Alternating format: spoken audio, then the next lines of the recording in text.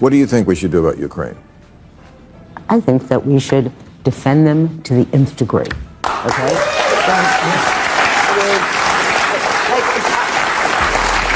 If Donald Trump hadn't been the president, if there was no Donald Trump, there wouldn't be a question. There's no parity between Putin and Zelensky.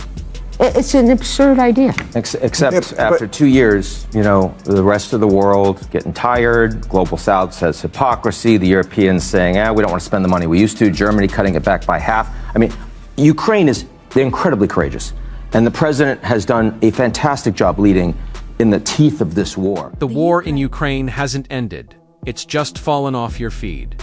In this episode, Ian Bremmer and Yuval Noah Harari break down why that's a serious problem. Can Ukraine reclaim its territory? Will the West stay committed or start looking away? Harari issues a stark warning. If Russia gets away with this, it sends a clear message. Brute force works. That's not just bad news for Kyiv, it's a global alarm. Tuning out now comes with real consequences. What were your thoughts on Trump meeting with Zelensky in New York today amid tensions between the two men? Tensions. Who does he not have tensions with?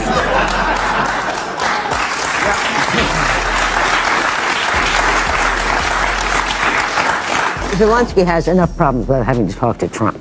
There should be a law. If you have a raging war in your country, you don't talk to Donald Trump. What do you think we should do about Ukraine? I think that we should defend them to the nth degree.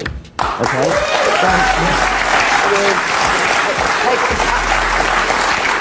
If Donald Trump hadn't been the president, if there was no Donald Trump, there wouldn't be a question.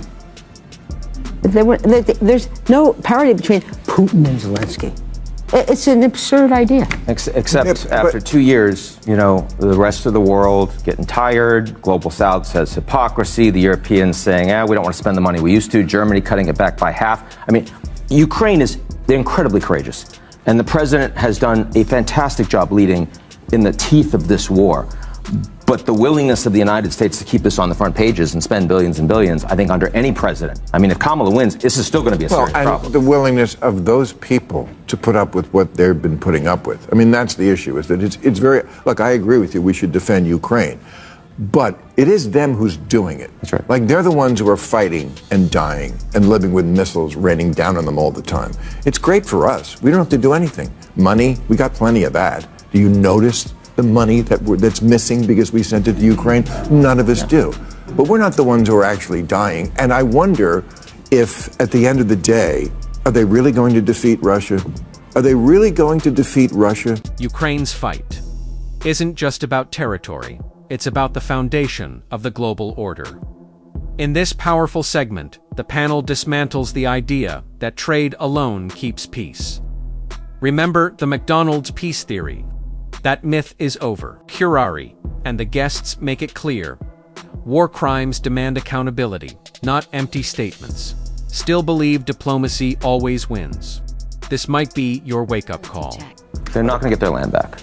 They're not going to get their... Nobody believes that they're going to get all their land back. Wait, this is interesting. Nobody believes they're going to get their land back? All of their land back, And we're still letting them die for it. And we're still, because they want to defend themselves. They don't want. They remember what happened during the famine when millions were killed under Stalin. They will fight to the last man and woman to keep their country, to keep their territory. But the 20% that Russia's taken, and the rapes and the deportations, they're not going to get all that land back. No one thinks they're going to be able to retake that against a much larger Russia. I think it's a crucial thing to understand. The most basic rule of the international system is that you cannot just invade and conquer another country because you are stronger. There are lots of conflicts in the world. I come from the Middle East, I know that. But since 1945, we have basically just one example of Iraq trying to conquer Kuwait. This was the situation for thousands of years. We've managed to crawl out of that hole and build a different world. And now all of that is in danger. If Russia is allowed to simply conquer and destroy Ukraine, and it should be very clear, this is the aim of Putin, he's not hiding it. They are after destroying the Ukrainian nation. Yes. If this can happen there, it can happen everywhere. True. It can... From ancient Rome to modern algorithms, this panel draws the through line. Bill Maher. and his guests take on rising anti-Semitism, tech-driven polarization, and the slow erosion of democracy. Is America on track for a Rome-style collapse? Big questions, unfiltered answers. Stay with it to the end.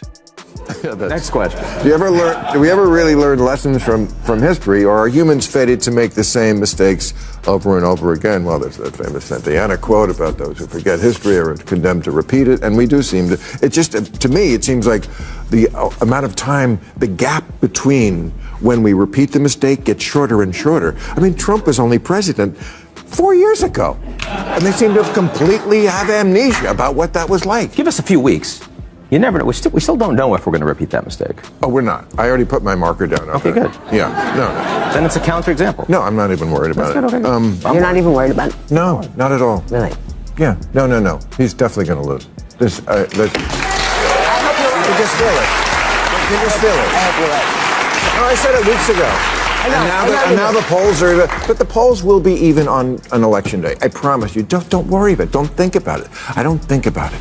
Just don't think about it. What do you think about it? And then even if he does win, well, you wouldn't have gone through all that stress. It's a better way. Those who cannot remember the past are condemned to repeat it. Marr opens with that line, and this time it hits hard. The rise of Trump, Harari warns, isn't just politics. It's historical amnesia in motion. This isn't about nostalgia. It's a flashing red warning.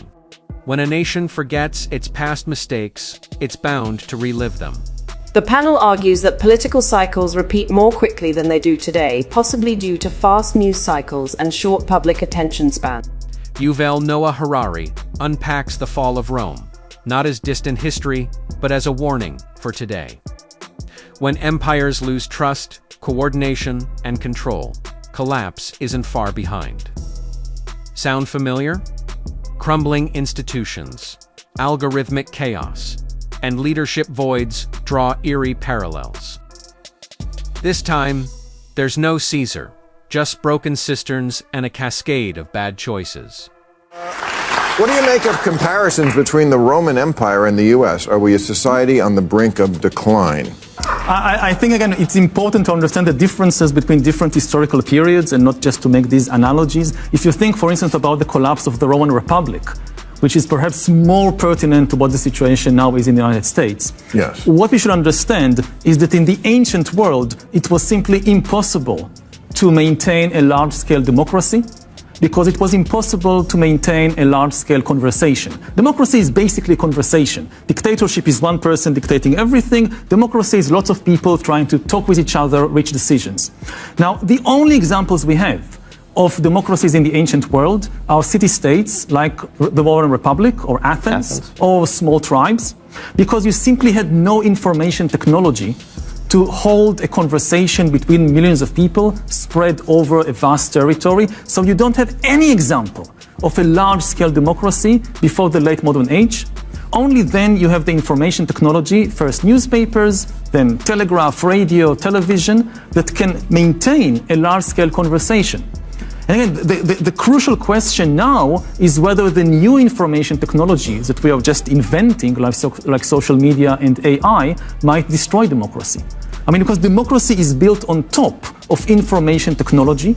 So if you have a major upheaval in information technology, there is an earthquake in democracy, which is what we are feeling right now. Rome versus America. It's a cliche for a reason, but in this panel, the comparison gets uncomfortably real. Harari and the guests dig into the fractures, tribalism, disinformation, foreign meddling. Rome collapsed when its republic grew too large, too chaotic, and too unaware. Is the US heading down the same path? No fluff, no filter, just the hard truth.